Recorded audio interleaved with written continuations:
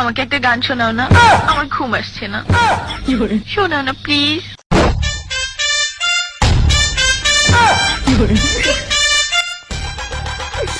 তুমি আমার কাছ থেকে গান শুনবা?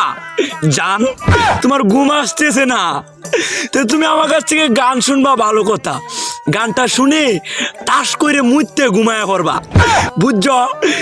আমি যে তোমার গান কইতাম, আমি এক জায়গায় গান কইছিলাম, পরে 160 টাকা জরিমানা দিয়ে এসেছি, বুঝেছো?